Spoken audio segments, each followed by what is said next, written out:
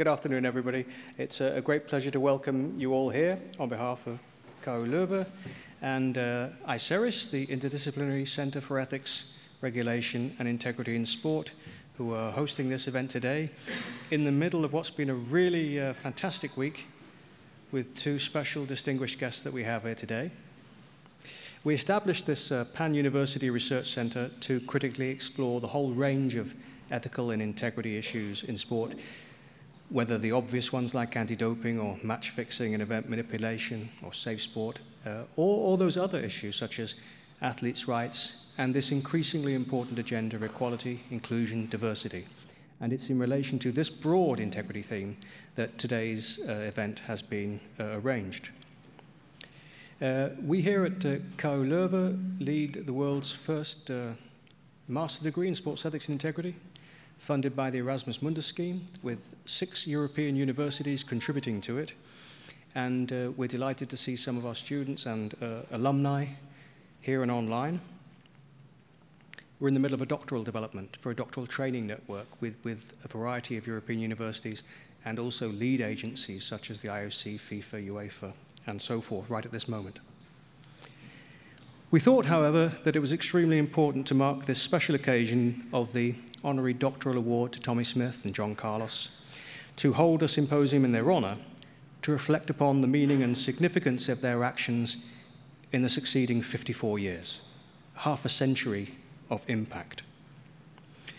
Their silent protest is now an iconic image, known throughout the world. Of course, in those 54 years, lots of things have changed, perhaps not enough. And I think this roundtable will explore what was then, what is now, and how those two statements relate. It's my great pleasure to welcome, on behalf of ICERIS, Professor Kevin Hylton.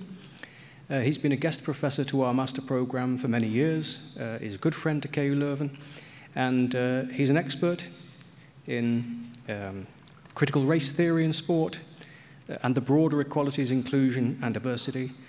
He is still currently the chair of the Sheffield Race Equality Commission and has a variety of other distinguished roles and attributes to his name. But Kevin, the floor is yours. Thank you very much. Thank you to our guests who've come near and far. Looking forward to this discussion.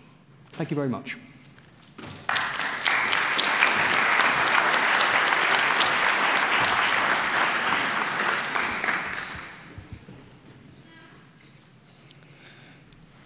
Thanks, Mike, and thanks to everyone involved in organising this event.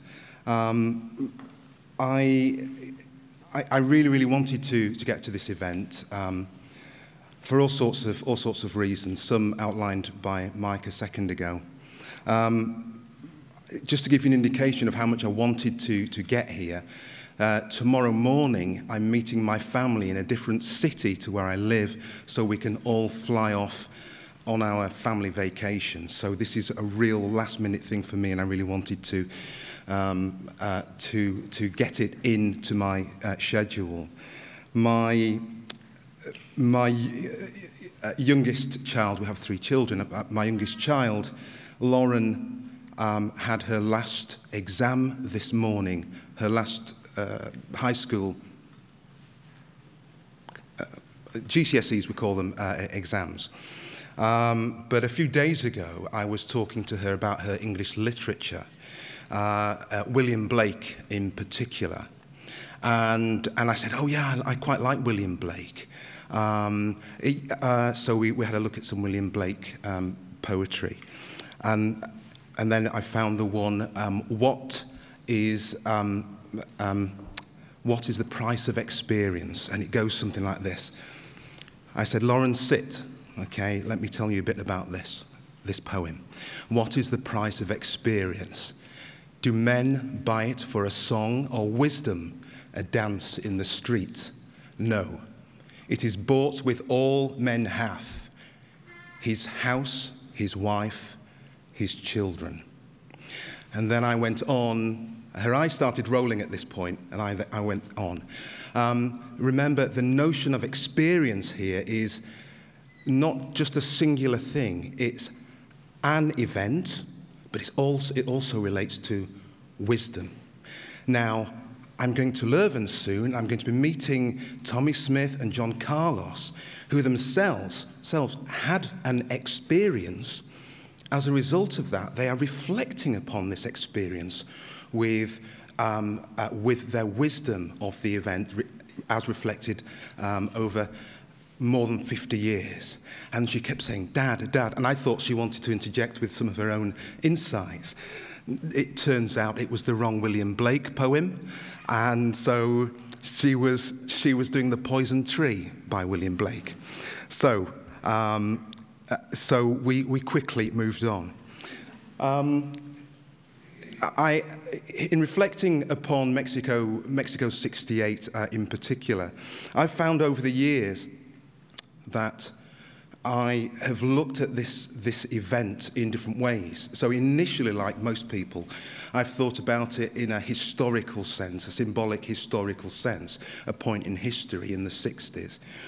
And as I moved into the academy, as a sociologist, I turned to critiquing it and taking a critical perspective, a critical race perspective in particular, to the event. And as I became a parent, so we have 3 children, Lauren 16, I know you don't need to know this, Lauren 16, Lucas 20, and Millie 23. As I became a parent, I started to think about young men, just young men making a decision to do something that could effectively change their life. So going back to the poem, it's bought with all men have: his house, his wife, his children. So not just current, at the time, but in terms of future opportunities. That experience has affected them for the rest of their lives, for good or not so good, and hopefully today we'll hear some reflections on that. So there was a good reason for me to talk about William Blake with Lauren, but not for her reasons. We have John, we have Tommie. They are joined by Kim Gevaert and Kevin Young. I will introduce them shortly. We've asked Kim and Kevin to be here as discussants. So in as much as we will be inviting Tommie and John to reflect on their lives, we would also like Kim and Kevin to interject at particular times. I've come to realise that after over 50 years, as hard as I try, I'm not likely to come up with any unique questions, any questions that they've not heard before, or variations. So I'm hoping to go for novelty value. So we'll see if we can titillate and thought-provoke with those questions. And at a suitable time, I'm going to ask some roving mics to go into the audience, and perhaps if any of you have questions, you can get a response from any one of our legends you see before you. Let me introduce Kim Gevaert. Kim could be described as a national treasure in Belgium. She was born close to Leuven in Kampenhout. Yeah. She was an Olympic gold medalist and European sprint champion. She's gone on to do many things, such as coaching in New Zealand and working to improve opportunities for young people in Congo. Kim Gevaert. Kevin Young is our second Olympian. Kevin is a track and field Hall of Famer. Kevin was born in LA, gold medalist at the '92 Olympic Games, where his world record stood for nearly 30 years. The following year, he became world champion, if that wasn't enough. I met Kevin for the first time when I was doing a lecture series on the MA, Sport Ethics and Integrity, where it became clear to me that his mind was just as athletic as his physicality. Let me turn to Tommie and John. They'll have a slightly longer bio. Hopefully it will help to set some context. Tommie and John have a story that's unique, as singular sons, fathers, husbands, world-class athletes and professionals. They'll be forever inextricably linked to Mexico in 1968, for which they've gone through the whole gamut of universal resistance and opprobrium to universal recognition and exaltation for their bravery, for the day they raised their fists in October '68. If you do a search on the internet for Tommie Smith and John Carlos, take some time, make a long drink and a snack, because you'll be filtering through millions of references, individually and collectively. Both have a story to tell, and both have written acclaimed books and contributed to a dizzying number of articles all over the world. Those articles have reflected on their history and ultimately the integrity of the act that they and we continue to revere and celebrate over 50 years later. Please read John's book, The John Carlos Story, and at least read Tommie's book, The Silent Gesture, just to get some background insight. But I'm sure they'll both tell you they've written lots of things, lots of other things that you might want to reference. Both are men of letters, and so this event should be viewed by us all as a quid pro quo. Our celebration of them is in recognition of their selfless acts, and their attendance here puts us in the presence of greatness, and I don't use that term lightly. These are legendary and symbolic figures. Though their gesture was seismic in Olympic and sporting terms, it rang out across the globe and continues to echo today. So Tommie was raised in Texas and California, held 11 world records simultaneously, one of which being his gold in the 200 at Mexico. And like John, is in the Olympic Hall of Fame. He coached track and field and taught sociology. John is from Harlem, New York. He's also held world best times. He pursued professional football, as did Tommie. We call it football here, professional football, you know, NFL. I say here, I'm not even in England, am I? I'm in Belgium, so I forgot. So which in itself could be an event for conversation, just talking about their professional football careers. John also worked for Olympic organizations in the US. Tommie and John were on the San Jose State track and field team, fondly known as Speed City, who were a top 10 athletics team in the world when they qualified for the '68 Olympics. After Tommie's gold and John's bronze, they chose to bow their heads and raised gloved fists on the podium while the national anthem was played.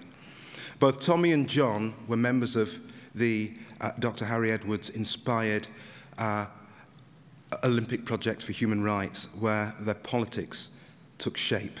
The OPHR had the following 4 demands if a boycott of the Mexico Olympics was to be avoided.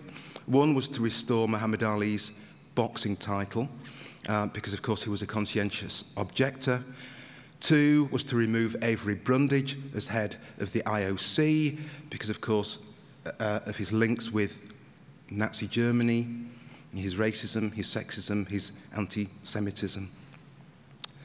3 was to hire more African American coaches, and 4 was to disinvite apartheid regimes like South Africa and Rhodesia from the Olympics. So Harry, Tommie, John and others founded the San Jose State University Institute for the Study of Sport, Society and Social Change in 2017.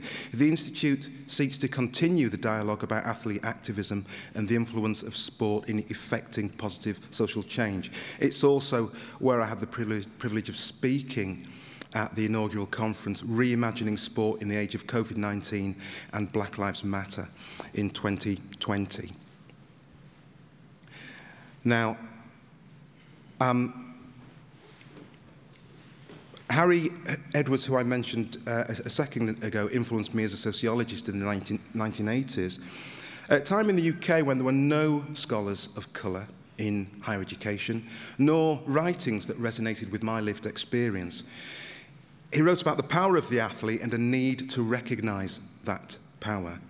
So I'd like to talk to you, and I'd like to talk to Tom and Johnny in the first, Johnny and John, about the power of the athlete, the intended and unintended consequences of athlete activism. And I'd like, Tom and Johnny, for you to share with us I'd like you to give us a sense of how people might be assisted to navigate, resist, and understand the challenges of disrupting racism and working toward social justice in sport. So my first question, and then I'm going to go and sit in the little chair at the back. John and Tommie, were you conscious of your power as athletes? And were you confident that you would make significant inroads? That's my first question. Who'd like to take it? Tommie Smith. Yeah, thank you. By the way, everyone, can you just welcome our four invited guests?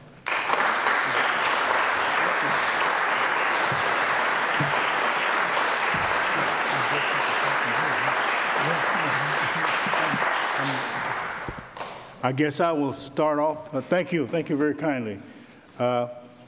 We had a lot of pressures. I had pressure from the first grade all the way through my college career, but specifically answering the question to my best of my knowledge, we had a responsibility as student athletes to, number one, maintain our academic prowess in doing the best we could in the classroom. Otherwise, we could not compete on the track because we had to maintain a certain GPA, or grade point average, just to compete. Now, competition is one thing, but you know, at age 78, you kind of forget too, you know, the things that are mightily important. We had to do things that other athletes didn't have to do. We had to maintain our integrity, smile when you didn't want to, but that was one of the ways to win another race. That is a cordial attitude toward those who are watching you. Now, so that was my entry into the world aspect of knowledge and moving from athletics to teaching for all those years, and now going back to reminisce what happened, which sometimes could be problematic. I think Dr. Carlos will fill in where I left off, which is 99% of what I didn't say. So I'll give John the Tommie, platform now to move forward. Can I just, John, can I just remind you then of the question? So were you conscious of your power as athletes? You were talking, Tommie, about the pressures that you had as student athletes, which other students didn't have. So were you conscious of your power as athletes before 68? And Tommie's hinted at some of the pressure he was put under as a young man. So if you can tackle those two. Well, thank you for having us here, first of all. It's been a great trip thus far. Yes, I was very conscious of my power through sport, based on the fact that as a young individual, when you succeed as an athlete, many individuals that might have looked at you at one point, now they want to come up and rub shoulders with you. They want to have a conversation with you. They want to learn about you. And then as time goes, you realize that more and more people, not just in your neighborhood, but throughout the city or throughout the state, and then eventually throughout the world, would like to have a conversation with you. To see you perform as an athlete is a great thing. But many people want to know, who's the person? What are your thoughts? How did you get involved in athletics? And it grows from that point to the point where you say, I have a following, such a great following. Now let me put emphasis on what I want to do with this following. What direction do I want to go? Do I want to be self-serving and stick my chest out and say, oh, I'm a great athlete? Or do you want to think about those athletes that might have been greater than you that didn't have the opportunity to expel or to expand upon their talents? So yes, I believe that athletes have a tremendous following, and many of the great ones are aware of the powers of their athleticism. When you sit back and think about any number one athlete, like for instance, Kim, you don't just call Kim, you understand? Kim is the great Kim of this nation, okay? And if anyone thought that she was just a regular Kim, they're mistaken. And many people alongside them will let them know they're mistaken. Because Kim knows her name is as high as the president, or not so much the president. You guys don't have a president, maybe you have a king here. But her name is equivalent to that king. My name, Mr. Smith's name, is equivalent to the President of the United States. You know, look at it like this in terms of saying, Mr. Smith, Ms. Kim, and Mr. Young, they're never or used to be an athlete or used to be an Olympian. Once an Olympian, always an Olympian. Only two people I know have that title as always being that person. Is the President of the United States or an Olympian. There's no line dividing whether you're from Bulgaria, Hungary, or the United States. You're always that Olympian. And yes, look at yourselves here in the audience now. Yes, we feel the power that we have as Olympians. Look how we drew you here today. Thank you. John, you recognize your power now, and in the spirit of the William Blake poem, you know, you are using your wisdom to reflect backwards. Were you confident that you would make those inroads, these inroads, at the time you were walking towards the podium before you raised your fists? So Tom or John. So were you that as confident? You're very confident now, but were you confident as you walked towards the podium? Did you feel that you had that level of power and that you would make the inroads that you have done?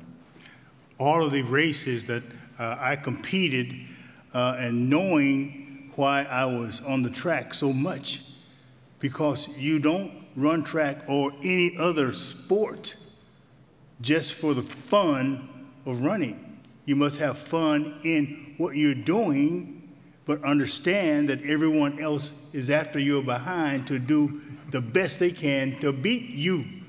Friends, John and I are. Kevin and I are friends. But on the track, you are a friend in my way. So therefore, we have to eliminate that friendship until you shake hands after that race. So we were going for the same thing. And you should not deliberately propose, I hate you forever because you competed against me. You must have that athletics or a friendship consortium of each person's background. And by doing that, you can maintain your integrity by understanding that they are a greater human being than as great a human being as you are. But once you step into a competition level, you must understand, yes, they're friends. I love them to death. But on track, I want to kill you to life. So we must understand that we're great in the eyes of others. But when we look that mirror at ourselves, we must understand we are no greater than the person who does not compete, only a human being. The Olympic Project for Human Rights is a platform that I stood on, that John stood on in competition against each other. I said against each other because he was in the same race I was in, looking for a place where he could celebrate. And guess what? We found one. Thank you. I'm still going to push you both to give me an answer to this question, though. And that was, were you confident? So you've stepped off the track, okay? You've stepped off the track. What? And were you confident as you walked towards the podium? Okay, not towards the track, but to the podium to do your protest. Yeah. How confident were you there?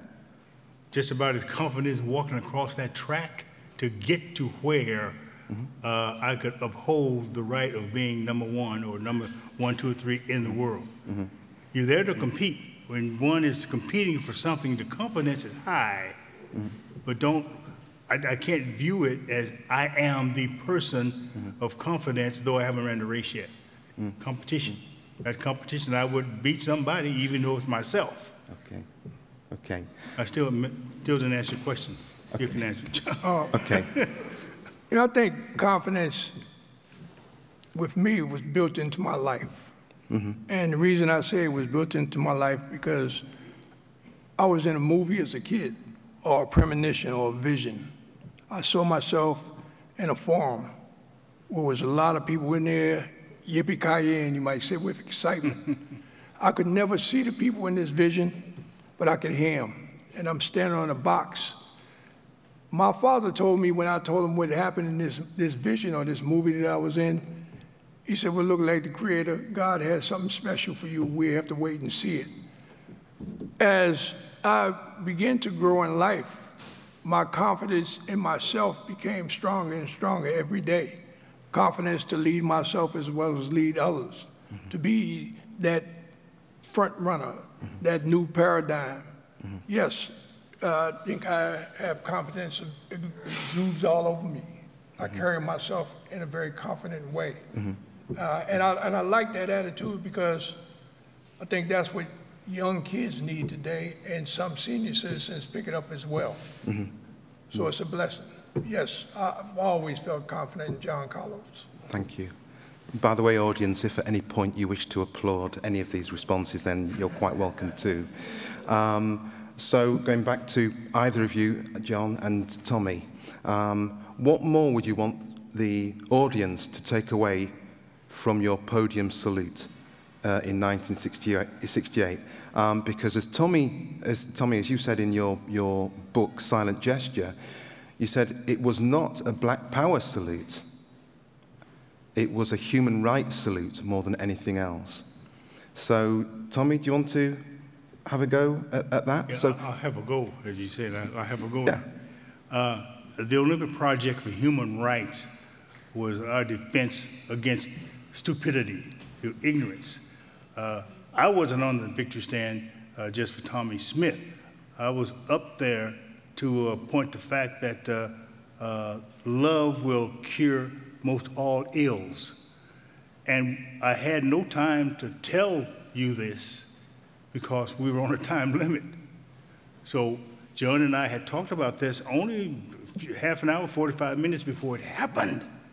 Confidence we had? Yes, we had confidence. But we had to go beyond that to win, to get on the victory stand to prove. And that proof was silent. It's a silent gesture, but it was heard around the world. So I'm sitting here talking about that silent gesture. You know, you can tell me as much as I can tell you about silence. What promotes the idea of you seeing something that's silent is your knowledge of what happened to cause that. And I see 110 academians out there with very bright, illuminated thoughts of what's going on around them. At that particular time, I was on a victory stand to prove that it wasn't a Black power, but a human, which includes all colors. Now, as a sociologist, I'll back down and take a breather and let somebody else talk. Repeat the question, please. sure.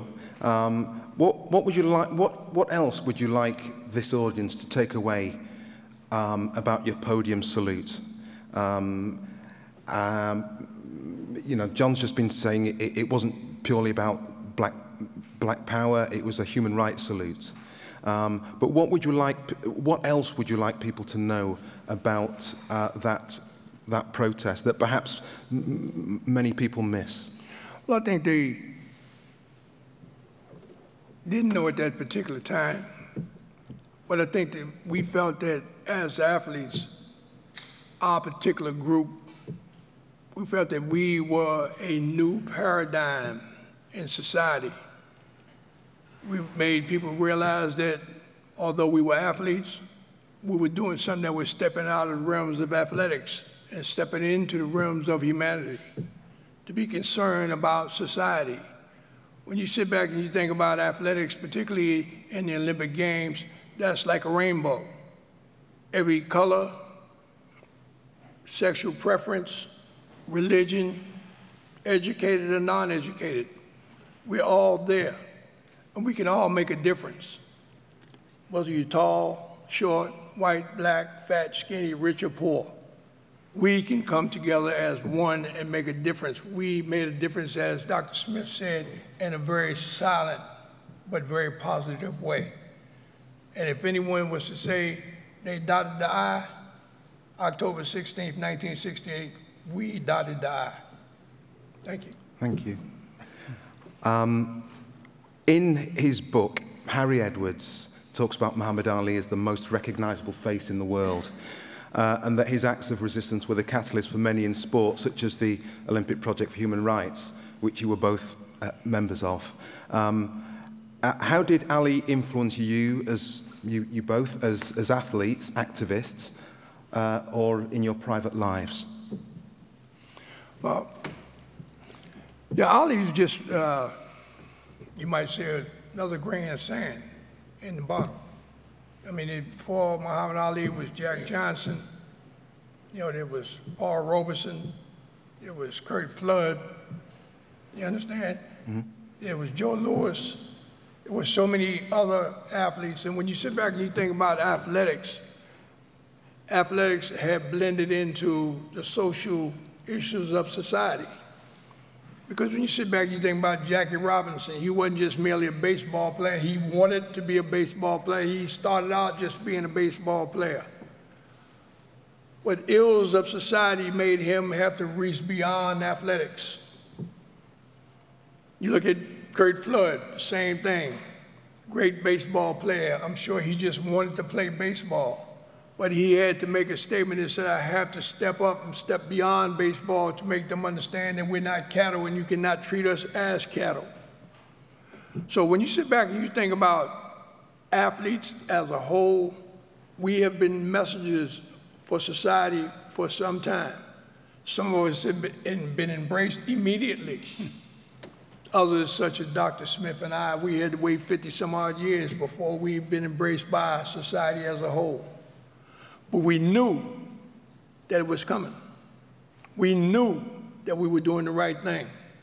And also, I might say, here we are 55 years later, and we have a far greater following. When I say following, I'm talking about mental understanding as to what was necessary that particular day. And to let you know, I'm no different than you or the next man.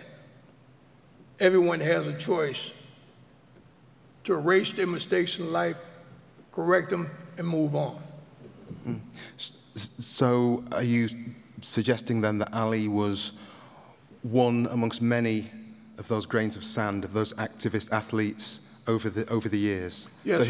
So he himself was standing on the shoulders of champions? Absolutely. Yeah. Absolutely. The difference with Muhammad Ali and the rest is that they had a visual of Muhammad Ali on a regular basis, where those that I spoke of earlier, they didn't have the internet, or they didn't have the motion picture industry such as they have today. He was one of the front runners that was there in the media on a constant basis, and had opportunity to articulate upon the issues that was confronting not only him as a black man, but all people of color. Thank you. Tommie? Yes, Ali's influence? If I can get in the crux of it, because he pointed out some very illuminated statements, how Ali won over the communities or the people that he spoke to. He was a very picturesque person.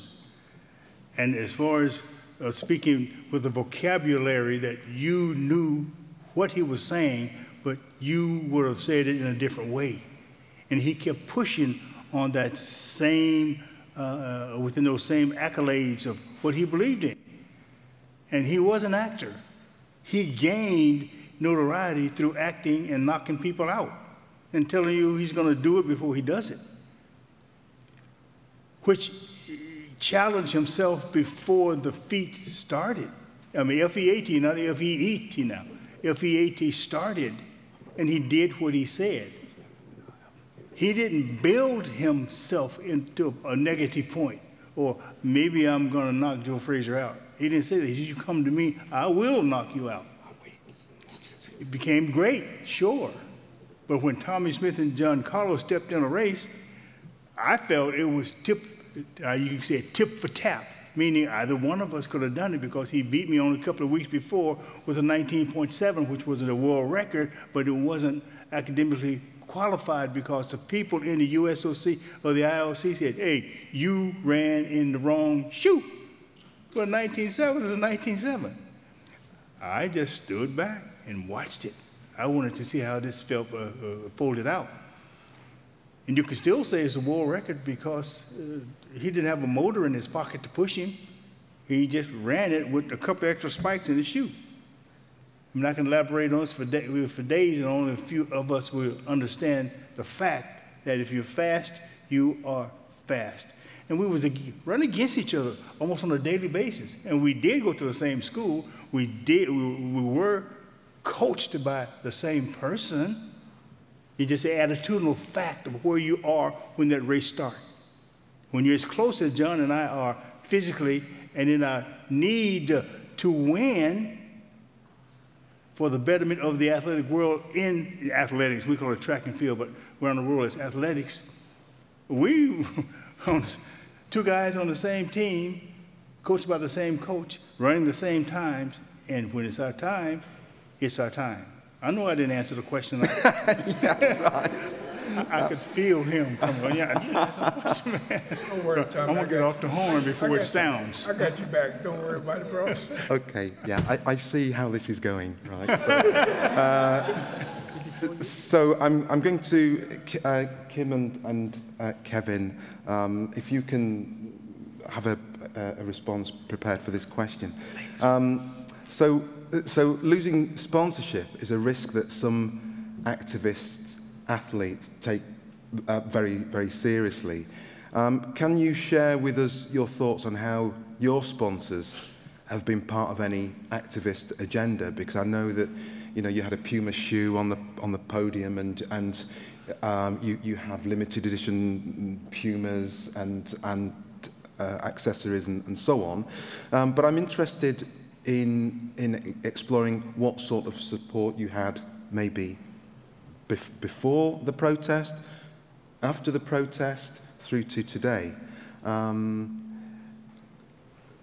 maybe whilst you're thinking about that, I can bring Kim and Kevin in. Do you have any sort of response to how athletes are challenged around losing sponsorship and activism? Endorsements and so on. Ladies first, I'll go first. No, your question immediately makes me think about the Alison Felix story and about how she lost her sponsor just because she became a mother, and now she's really fighting for mothers to be able to keep their sponsors and not having to lose that, to be able to be a mother and an athlete at the same time. So it's for me, it was a different story, but I know that in the United States, a lot of athletes are very depending on their sponsors. Their career is very much depending on the way they get support from their sponsors. So it's probably not easy to find the right evenwicht, equilibre, balance, yes, between doing what your sponsor thinks you should do and being yourself and speaking out about your beliefs. Yeah, and of course, if your sponsor is going to leave you because you become a parent, yes, then if you're planning to boycott the Olympics or protest at the Olympics, then you know, it takes it to another level, doesn't it? It takes it to another level, absolutely. Kevin, do you have a view? On sponsorships? Yeah, on the place of sponsors and supporting activism and or not? Sponsors, activism, and support. Initially, you looked for a sponsor to support you before your activism. And the role of sponsors, you have to look at it. I wouldn't subject the company, but individuals within companies, they have their own direction in which they're trying to do. I can only speak of myself. In my head, I personally wanted to have a lot of personal activism within my community of Watts, where I grew up, because as a child, I had watched all the Newport cigarette signs in my neighborhood, and as a kid, I've always wanted to be on a billboard. And I've always, as I matriculated, always thought that maybe one day the youngsters in my neighborhood will see an image like myself on these billboards and want to pursue the direction in which I was headed. Unfortunately, that wasn't the case, but because it really got generated when you start seeing individuals like a Michael Jordan and other athletes in which they've selected to place on billboards. One of the things, when I did get a sponsor, and I shared my thoughts on what I personally wanted to do within my neighborhood, and with the hopes and even the dialogue in which they had with me prior to signing on these particular forms or contracts, my understanding was that they would invest in something like that. And when you be involved with these companies and they go into a whole different direction, not the particular direction which you would like them to do, because I had wanted a sponsor to, you know, to acquiesce to that particular dream of mine. If you're going to do anything for me, show my image and reflect it in a way in which it can be positive in my community. And that was, the dialogue was mentioned and shared, but the action of the sponsor was never taken care of. And that generated a lot of animosity because I felt dejected. But in any case, you would think that they would be more supportive because, like I said, I had my own personal activism that I wanted to do based upon my generation in which I came up. And of course, growing up in LA in the late 70s and the 80s, we had the crack epidemic and all that whole thing, and police brutality, profiling. And I, you know, growing up in Los Angeles, I was a victim of all that. And what it eventually ended up happening was we had a lot of youngsters my age got caught up within the system and being incarcerated. Thank God through athletics, in the discipline of athletics, I was able to go in one particular direction. But I had a lot of personal fallout with sponsors because I had my own personal agenda that I thought, well, not thought, was positive. And I wanted it to be pervasive in the direction. And I was just disenchanted by the situation which sponsors provided. But as I gotten older, I figured, why give them the opportunity to do it when you can do it yourself? And I've learned that through individuals like Dr. Carlos and Dr. Tommie here. Yes.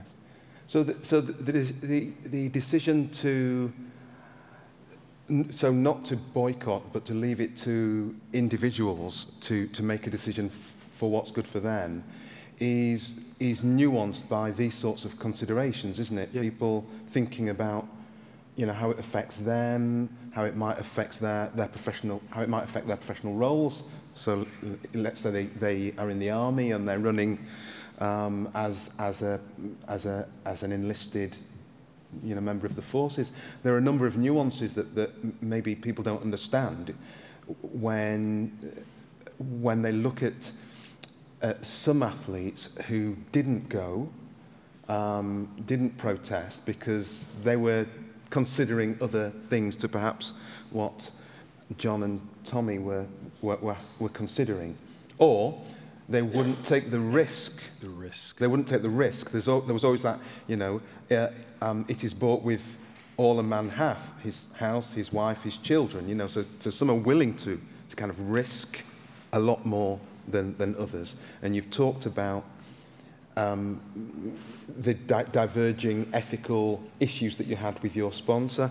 You've talked about the diverging ethical issues around maternity and paternity, but still, given all of that, some are still willing to risk. You know, is DEFCON 4 the worst? DEFCON 4, DEFCON 1, DEFCON 4? Levels. DEFCON 4 is the worst, isn't it, right? Yes. And that's the highest risk, and I think that's where John and Tommie took it. So, going back to John and Tommie, what sort of support did your sponsors give you over that period? Well, you have to take into account there's two different eras relative to sponsorship. 1968, there was no sponsorship as you see today. Sponsorship went as far as looking at Mr. Smith. We feel Mr. Smith is an excellent candidate to win the 200 meters. We want to put our brand, and at that particular time, the brand wasn't any textiles, it was just shoes. We liked Mr. Smith to wear our shoes, so we would accommodate Mr. Smith to try and persuade him to wear our shoes, whether we give his kid a scholarship, donation, or what have you. Because he was amateur, he couldn't accept anything himself. But they would work it around where they would entice him to wear their product, their shoes. At the end of the Olympic Games, there was no more sponsorship. There was no more involvement until maybe the next Olympic Games came about. So when did the shoe industry or the various sponsors start to come out? I would say that didn't really occur until the '96 Olympics, where Coca-Cola and all the major sponsors that was buying in to have the rings put on their product, and then they would put their rings or their product on the individual athletes. So from 1900 all the way back to Jim Thorpe, there was no sponsorship. And then the sponsorship developed up to the extent that I said with Mr. Smith and I or others might have been entertained to wear their shoe just for those games. After that, there's no income coming. There's no sponsorship anywhere along the way until if you're fortunate enough to make the Olympic team 4 years later. Okay. Have you noticed an ebb and flow of athlete activism since '68? If things had taken off from '68, then we'd expect a line like this occurring. Right. What have you noticed in terms of athlete activism since '68? Are you satisfied with it? Are you unhappy with it? Is it disappointing? Are there these kind of peaks and troughs? There are athletes now that are doing better financially, running mediocre times than I did running world records. I held 11 world records simultaneously. But I didn't have a sponsor. I wore a shoe that I probably got from John or got from somebody. Tell you a little secret, a little hidden secret. Can I do this, wife? Thank you. I had to ask her some things, I just can't speak. Anyway, I ran 11 world records. No, I ran 10 world records, folks, in a brand of shoe. 10 world records. They didn't even give me a call. I ran it because everybody else was running it. But some of those everybody else's was getting money. I'm a farm boy. I'm from the cotton fields of California. I ran because I needed protection against silence in terms of being who I was. I didn't know who I was a kid. 11 world records. And I knew athletes who didn't have world records were making money during the time I had 11 world records and were not given a shoe. Then someone told me, well, how much money are you getting from this company? I said, money, we can't get paid. That's illegal. A little Christian kid, okay? I mean, I was, give me the Bible, not your recommendation of how much money I'm making. Then I got food for my kids, my boy, my little son who was hungry all the time. This company said, I'll help you buy you some Similac for your kid. I said, right on, man, thank you. Then I found out that I wasn't the only guy that was getting the Similac for his kids. They were getting money, I was getting food, and it revolved that way for me. It's revolved to the point where I began to accept what they were going to give me financially because not only did I need it, but I earned it because other athletes were doing the same thing. But it became a culture for me then, identifying why they were getting money. because a lot of them were white kids making money. I was here, little black poor kids running world records and didn't know that I could get paid for it. And I'll answer your question directly now. I'm getting bad now, okay? Okay. We needed what we had to have to produce a similarity being black. And that was financial help from the companies which we represented. So I changed from that company to another company because the company bought me similar for my kid. The other company didn't even give me a call. I was trying to be hardcore then, but it's only right for you to think for yourself when you're in a category of survival. And did they continue with that, with incentivizing you, let's say? Amen. Post 68? Post 68, on a small scale, very small scale. Not giving me money, but giving me things for survival as a head of a household. Mm-hmm. Okay. John, did you want to say something? Yeah, I wanted to say, first of all, you know, when you sit back and think about sponsorship, we were amateur athletes. But you sit back and think about professional athletes, professional football players back at that time, or baseball players, or basketball players. They didn't get sponsorship either. No one come out and sponsor them. They played for the team, okay? It grew gradually, what they're saying, because, and I don't think it grew in the sense that, oh, we think it's the right time now to start to acknowledge these athletes with some sort of sponsorship contract.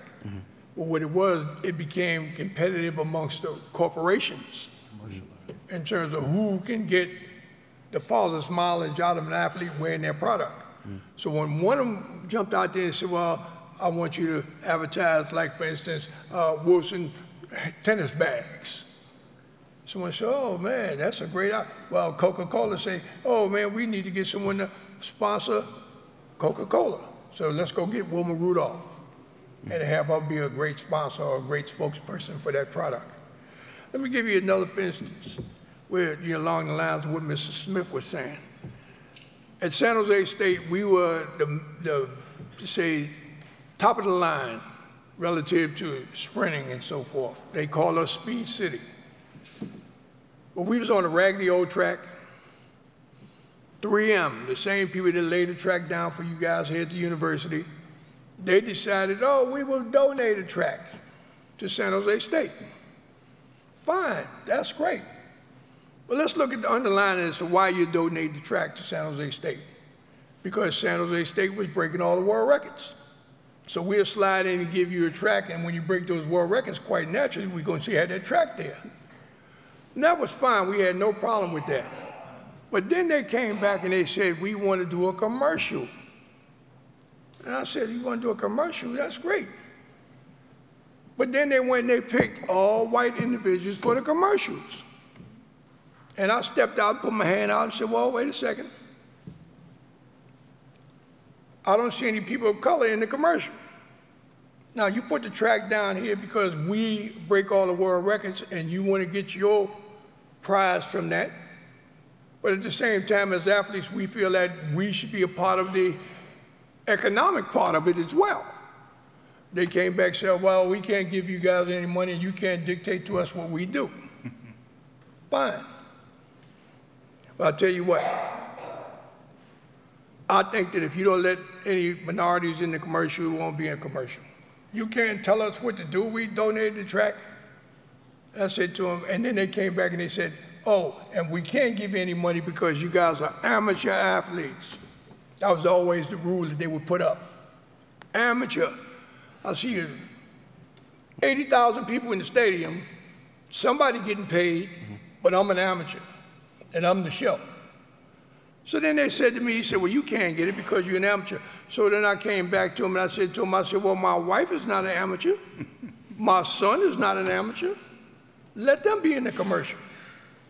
And then it had to go beyond that because now I had to take it back to New York and be the thug that I was as a kid coming up. We're going to do this anyway. Are you? Well, I'll tell you what. If you're going to go above my thoughts and you don't even want to listen to what I'm saying and figure it out in your head, then let me tell you what. turn on the 6 o'clock news and we're going to show you how we burn the track. You was looking for us to burn in a certain way, I'm going to show you how it really burns. So when it digested in their minds what I was saying, then all of a sudden there was no more commercial, they're not going to do any commercial, we're happy you have guys to have the track, and they walked away from it. Now why do we have to always push the issue for equality? We say, man, we out here running, you're making grand theft money, we're helping you to make the grand theft money. If we're going to make a crumb by being in this advertisement or this commercial that you're doing, what's the big deal? Why would you fence against us, to hold us up, the individual that's feeding your desire? And that runs along with the same issue as to why we won the victory stand in Mexico City, for instances such as that. You know, when I said we as athletes, we sit in the stadium, and there's 2 types of energy. It's the energy amongst the athletes themselves. We have a chemistry, separate. But then when you sit back and you're in the athletic field, you realize that there's another chemistry, which is the audience, because they're gelling off of what they're seeing on that field. We realize that, so we said, well, let's spike it up. Let's take them higher. You understand? And that's the way athleticism is supposed to be. We're supposed to generate enough energy in the spectatorship that they say, man, I'm going to pay that $25. I'm going to pay that $50 to get into the stadium, because when I go in there, it make me forget the fact that I might not have the rent money, the fact that they might not let me get this job.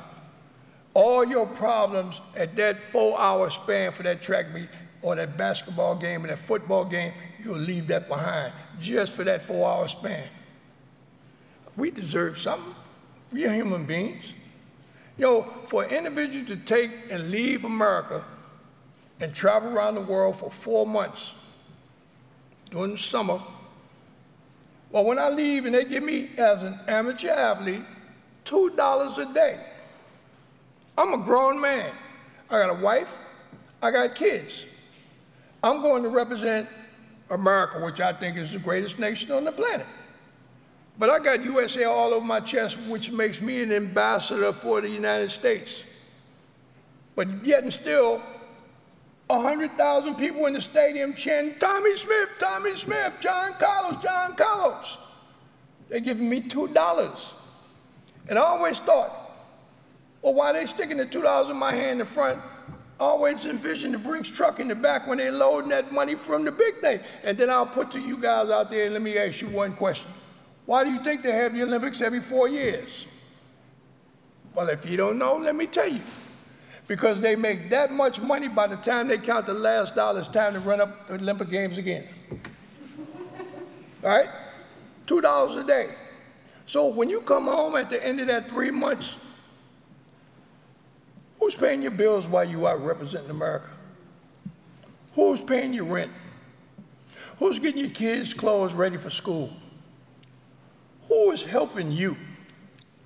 And if I don't have the right or the mind or the courage to step up and speak on the issues that confront me and others, who's going to speak for me? Put yourself in my shoes. Would you do it? It's only right to speak up when it's time to speak up. Just like when they say go out and beat Russia, beat China, beat Cuba. John, just before you go through the Eastern European countries. Well, I'm just telling you the way they would lay it on us. Yeah, I hear what you're saying, and I can see Mike McNamee planning his next ethics and sponsorship lecture. Absolutely. But I'd like to bring Kim and Kevin in, because I'm conscious that we're going to go to Q&A soon, and I'm really keen to get some questions from the audience. So I'd like them to take a moment to think of a question. So Kim and Kevin first, and then Tom and Johnny. I've done it again, John, sorry. No, that's my name, Johnny. It's Johnny? You must have grew up with me. Okay, I feel like I have. We've got the Same barber, I think. So Kim, Kevin, does the Academy have a role in supporting activism in sport? Universities, higher education institutions, does the Academy have a role, or could it have a role? Definitely. Universities definitely have a role, especially those individuals who are at those universities at a point in time in which they've been suppressed. Mm-hmm. I think we always use the word reparations. Our society has a lot of repairing to do, and I think that organizations, institutions, academies should look at that in reference, because time goes by so fast, and people make excuses for not doing things. And I think in the field of, say, education, that's really the easiest way to parcel out equality. Mm-hmm. If we're all there to be educated, let's do it in a just fashion, and cast aside whatever type of biases that we may have for other people. Because education is not biased. I mean, the knowledge is not biased. It's out there for everybody. Yeah, don't start me on knowledge not being biased, because knowledge is twisted at times. It's over time. Okay, so the Academy does have a role in supporting activism in sport in different ways. I'm guessing that's what you're saying.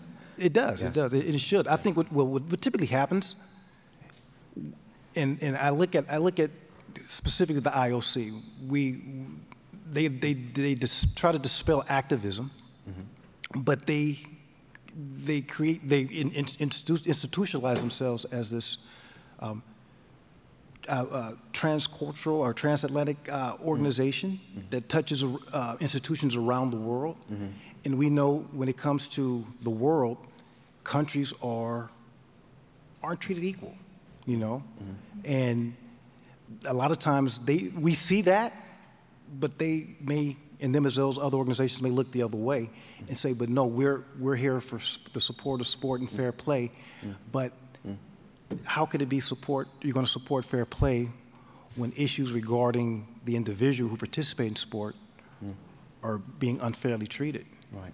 So part of the role of institutions like this is to raise awareness of those dynamics? Definitely. You have to have the conversation. Yep. Yeah. You have to. You have to see where the awareness is coming from, or who has the awareness and who is lacking the awareness. Mm-hmm.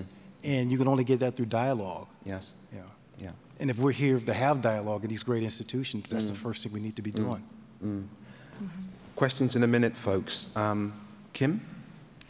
Yes, I was just going to say that I don't know if it's the role of the Academy to support activism, but what is definitely true is that education is the key to equality, and to have a place where you can hear a correct history and know and open your minds, that is, I think, the start of everything. So in that sense, the Academy is, of course, very important. Yes. I'm not going to come to you, John and Tommie, because I'd like to go to questions. Can you just put your hands up if you have a question? Anybody in the audience? So we have one there, absolutely in the middle, in the red. Anyone else? Just so we can get them lined up. Anybody else? Any advance on one? Okay, we have two, and then... So the second question is going to the third row. Folks, so the second question is going to the third row here. Gentleman in the blazer and the white shirt. And then, when you've asked your question, if you could pass it back to the fellow at the end there. Hello. Okay, could you yep. first introduce yourself, sure. and then just let us know who you'd like to respond? Sure. Can you hear me? Can you stand, sure. please? Thank you. Can you hear me all right? Yes, thank you. Well, my name's Alyosha. I'm a student, master's student here at the Institute of Philosophy, actually. Thank you so much for your words and your actions for young people like myself.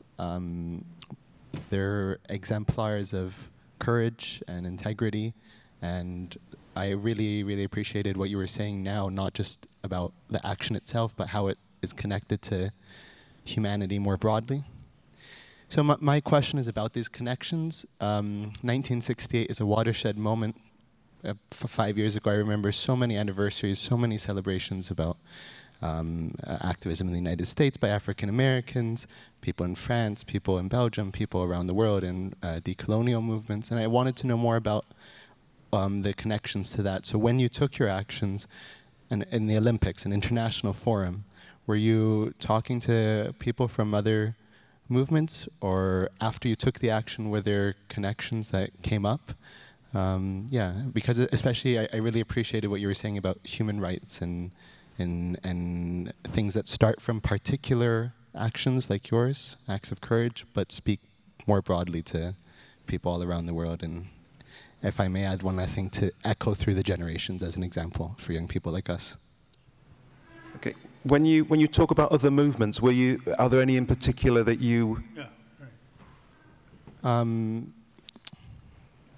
Yeah, I mean, I think in 1968 the whole world was alive with radical movements. So that's what it seems like 50 years later. Okay, so not in particular. So the question is, was the OPHR informed by activism from or ideas from other movements? No, I think that we were the new paradigm to various movements. I think they kind of plugged into what we did. We always kept our independence as athletes or as student athletes. The Olympic Project for Human Rights was strictly involving athletes of that particular sport, track and field. But then through our research, we realized that it expanded through all athletics throughout the world. No, it's no organization that we team with. We was in the city, down the road from us was the Black Panther Party. They had their movement going. In New York, they had SNCC going. Everybody had their own organization, and I guess we was all trying to get to the same point at the end of the day. But no, we did this solely on ourselves, and as I stated, I think many of those various organizations was very impressed by what they saw coming from the athletes, and they plugged in. Can I just to follow up then, for my colleague in the middle? Right. Well, the OPHR had people like Martin Luther King and prominent other members of the community. So ideas were coming from different places, weren't they? Within the OPHR. Yep. So. Not necessarily. You know, I think that we, like I stated, I think that we were an entity within itself. And then, like Dr. King came and lent his support to say, I would like to lend my support. Prior to his death, we had a mini meeting in New York. And he made it clear to Dr. Edwards that he would like to lend support. He didn't want to run the program. He would like to be second in command. He thought that Dr. Edwards was doing an excellent job, which everyone thought he was doing an excellent job. But as I stated, they came and plugged in and felt what we were doing was different. It was positive, and they wanted to be a part of it to help it expand. Yes. Tommie? Basically, you know, he had his place where he was. He wasn't an athlete, but he was talking about athletes. Not only that, he was talking about a leader of the athletes who had particular sights on what they were trying. We were entities moving forward in a human rights nature. I would like to think that other organizations also had the human rights nature, and it's still moving that way because of some of the earlier 60 guys who was not afraid of taking a chance. We had a platform, so others could also have a platform. It's a human rights platform. And as the youngster here was talking about a few months, I call him youngster because he is young, a platform of knowledge because of us, older ones. And they're moving from where we went flat. You know, you have a itemized rising, then you have a plateau.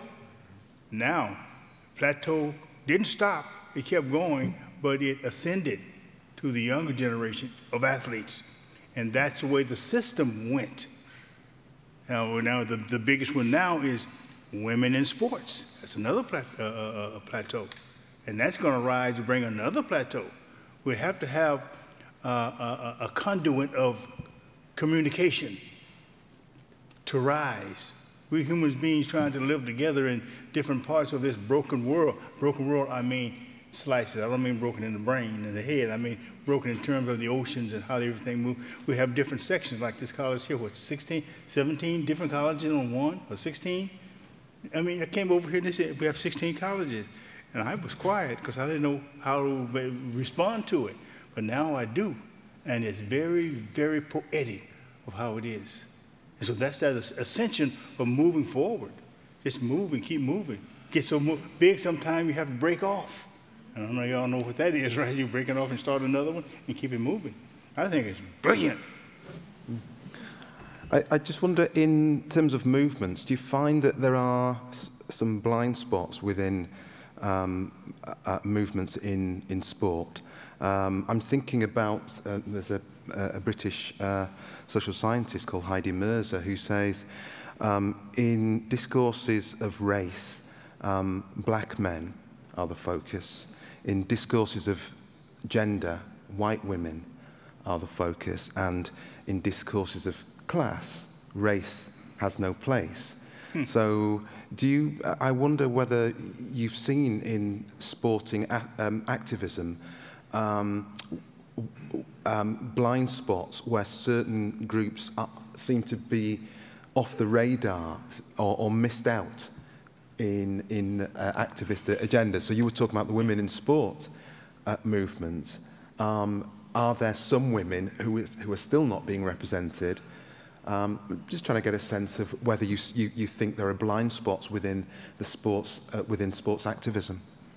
Yeah, the peripheral vision of sports maintains a consciousness of its own need to improve. I think there's blind spots in most. I have blind spots in my eyes right now. I see a little bug in my eye, and I'm slapping. But it's a movement within your own bodies of what you are trying to do. Nobody's perfect. But what is the nearest perfect than anything else is you identifying something that you're trying to do to make issues better. You all have jobs, not just PhDs and all this other stuff that we carry in our back pockets, but we have that human nature that sometimes you have to put that little thing you call that educational degree in your back pocket and start talking to people. Not your educational background of a hierarchy. Everybody likes that. Mm-hmm. I'm quitting now. Yeah, thank you. And so we have do you have a mic? Yep. I think it's working, no? Yes. Okay, my name is Dan, and after today it's Danny. I have a question about the American football player Kaepernick, which is kind of the inventor of the take the knee. Kaepernick, yes. And he's kind of like his worst case scenario. Just hang on. Can we get a bit more volume on the mics, please? Thank you. Okay, 1, 2, 3, 4, 5, 6. Yep, keep it close. And okay, yeah. So I repeat my question. I want to. Yes, please. If you have any comment about the. Can you repeat your question, please? Yes, I ask if you have a comment about the American football player Kaepernick, who has been unemployed for 6 years since he took the knee 6 years ago, and he kind of like is the worst case scenario of this result of a certain kind of a protest. You think not that it's good, but why is he in such a bad shape? Let's say. Here are Tommie Smith and John Collins talking about things of that issue. I just so happened Colin Kaepernick is a friend of both of us, and I just talked to surrounding people that knows him, that knows me very well, and me and the wife talked to Colin about certain issues. Now, he was kept alive by his knowledge of what's going on. He took a chance on his knee, as John and I took a chance on our fist. We have been moving forward because our belief of humanistic attitudes that needs correcting and needs to be heard. He was heard by bending, we was heard by holding our fists up. Now we're explaining the need for others to do the same change. Colin is okay. He is okay. And we're trying to draft him into certain issues now where he can even do better, not only for other folks, but for himself. But Colin is fine, God. He's doing okay. John, I know you have something because you know him very well too. Well, I was going to say, you know, when Mr. Kaepernick made his statement, you know, I approached him right away. He's in New York, and I got a hold of some people, find him, track him down, and then I went to him and I told him, I said, first thing, let me tell you, Mr. Kaepernick, as a young man, I'm very proud and impressed with your vision. Second thing I told him was that you're an athlete today or yesterday, but you're a humanitarian today. You've jumped into the pool of humanitarianism. So that makes you greater than an athlete. I say, I know your desire is to go back and play football. I say, but you have to take into account as to why you felt it was necessary to take a knee based on things that made you wake up in the middle of the night with tears in your eyes. I said, but yet and still you have to realize that you made that statement to people that's contrary to the way you think. So they're not open arms with you. They're not open arms. They're not coming to you to hug you and embrace you because you brought attention to something that was a great spectacle that they need to let the world see. He brought it to the world's attention. But I let him know at the same time, although you want to play football, they're going to throw everything in front of you, hold you out the game. I said, but let me tell you, was a guy that was a great athlete in his time by the name of Dwayne Thomas, running back. In his era, he was the greatest. But he had some difficulty in terms of ownership and the coach, and they ran him out the league. He had the same desires as Mr. Kaepernick to come back and play because that's what he was, a football player. But I told Mr. Kaepernick, I said, watch out for the game. If you don't know about Mr. Thomas, study Mr. Thomas.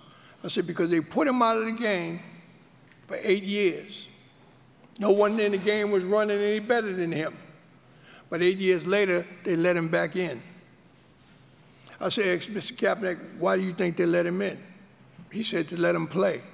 I said, no, they let him back in to break his heart, to let him know that, man, you are not as good as you think you are anymore. So we bring you back as this great athlete as you were when you left, but when you came back, they said, you're not good enough anymore. That's why I told him in the interim, say, man, you're greater than athletics now. And you put yourself in a situation where the game will be played upon you. You just have to make sure you understand and know how to play the game better. Okay? But then at the same time with Mr. Kaepernick and any other individual that steps up to make a statement, Mr. Smith has proved himself.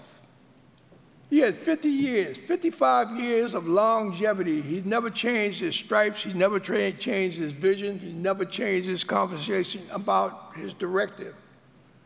Mr. Kaepernick hasn't even crossed the threshold, because that's what really will make you who you are in terms of longevity, whether you've changed and veered away from what your beliefs were. I told Mr. Kaepernick, I said, man, you cannot turn the volume down, you have to turn the volume up. But then again, you sit back and think about, they give you a piece of paper and tell you to sign it through arbitration. Oh yeah, you can get X amount of money, and we didn't arbitrate it in your favor, so they're gonna give you some money. And you go and you sign, you're excited, you're happy. And then once you get it, they said, did you read the small print? Go back and read the small print. Oh, I could never speak publicly about me taking a knee and why I took a knee. So you have to be very careful about the game that you're in, because the opposition, even though that you alerted the society and let them understand as to why you felt it was necessary to take a knee in a public forum, they don't particularly like you no more than I said they didn't embrace Mr. Smith, nor did they embrace me. Certain people in these various organizations around the world in professional sports, they might acknowledge our name, but they're not willing to embrace us to this day because they feel that we're the enemy. And why they feel that way? To this day, I think Mr. Smith and I are still trying to figure out what do we do other than asking for some sort of equality. And that's it. Thank you, John. Thank you. Yeah.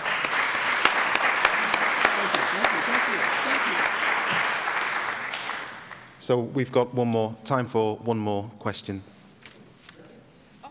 Yeah. My name is Van den Alwele. I'm sports psychologist and emeritus of this university. By the way, I was 26 at the year of 86 on that year, so I remember the event. But my question is the following. On Olympic athletes, they ask them, or they require them, the Olympic oath.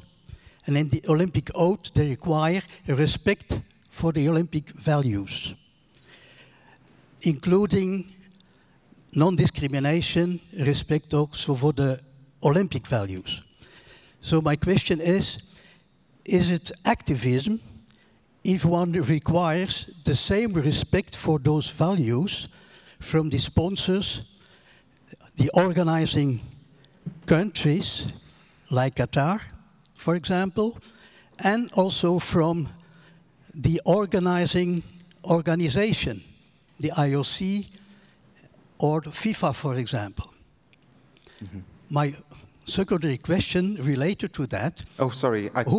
Sorry, the first question's long enough. All right, is it so let's activism if you require the same respect from sponsors, organizing countries, and also from the organizing organizations like IOC and FIFA?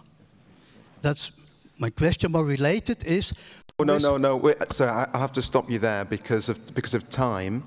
So the question is around the double standards of Olympic values. Okay. Not respect from the athletes, but not from the sponsors, not from the organizing countries. Yes.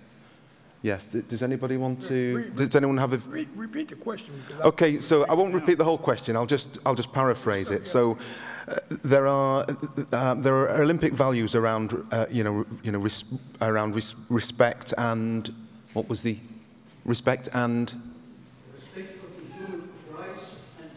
Okay, so respect for human rights and so on. Whilst there are those stipulations for the athletes, it seems as though the organising bodies, the hosts, and the sponsors don't adhere to those values. Have you noticed those contradictions?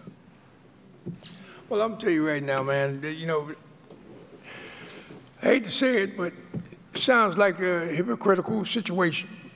To be quite frank, you know, when you sit back and you think about it, you say, "Well, this is not a political endeavor. This is strictly athletics." Well, why do it every time someone wins, they have to play a national anthem of that nation when they can wear the nation colors and everyone know who's representing? They can put the nation of that individual on their jersey, but they stop it and they apolitical by that. Then you sit back and you say, okay, they say the Olympic Games is fair play and we're going to market every nation. I say, wow, you know, the last time I went to the Olympic Committee, I said to him, I said, well, I got two questions. First question is, Rule 50. What does Rule 50 mean? That I can't make a statement, I can't think out the box, I have to conform to what you say. That's like taking that horse and putting the blinders on him. He can't look to the right or to the left, all he can look is straight ahead. And I asked him, I said to him, I said, well, when was Rule 50 established? Was it established in 1936? When the Nazis got up on the victory stand and gave the Heil sign? Or was it established after Mrs. Smith and I got up on the victory stand and raised our fists? When I asked them this, they said, well, I don't know, we're going to have to go back and research it, but they never come back and give me an answer. The second thing is, I've always felt that the Olympics, as I stated earlier tonight, is a rainbow. Every nation participated in it. And I see some nations that hosted the games 2 and 3 times. And then I asked them, I said, well, here's a question. When will the continent of Africa host the Olympic Games?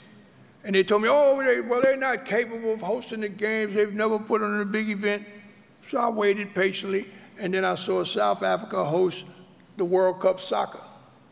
I think that's equivalent to the Olympic Games or maybe even greater. And they did an excellent job. And then when I asked them, I said, well, when are we going to host the games in Africa?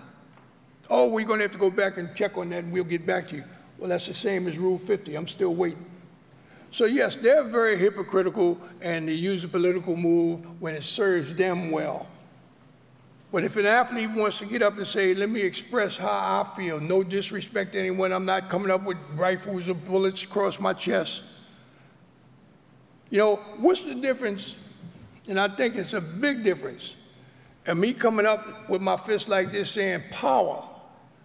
When you have power, it's because people have come together and made power. That's what that fist is. But it's individuals that made that fist. What if I'd have got up on the victory stand and did that? What would I be saying to the Olympic Committee then? That would be the wrong thing for me to represent the athletes as to go up to say that we say screw you. That's not our purpose. Our purpose was to tell them that we are here and we're not going away and you're going to have to deal with these issues one day soon. Because the young athletes today, they see what Mr. Smith did. They're digesting it, and even greater than them digesting what Mr. Smith did, they're digesting what the International Olympic Committee is not doing. You cannot suppress people indefinitely. You know, you asked a question earlier about, you know, how many athletes or activists after us. We had one young lady stood up on the stand, and she stood there proudly. What's she, the shot putter? Raven? Huh? Yeah. Yeah, shot putter. She stood up there proudly. They wanted to cut her down the same way. They wanted to destroy her life the same way they tried to destroy Mr. Smith's life or my life. But there's a God. No matter what the devil try and do, the God say, hey, man, I'm going to make it right. You just steadfast to what you believe in. And that young lady's going to be blessed for standing there when others had fear. And that's why, you know, most athletes don't come together because of fear of persecution by the individual organization that they represent, which is the Olympic Committee. So, you know, like reporters ask us questions, and I tell them, I say, man, that question that you asked me is a great question, but I think you need to direct that question to the International Olympic Committee and let them answer and hold them to the line. John, yeah. Can I just, I'm going to ask Prof. Frank Hendricks to just come and join us. But before I do, can I just invite the audience to thank the four of you, and in particular, Tommie and John.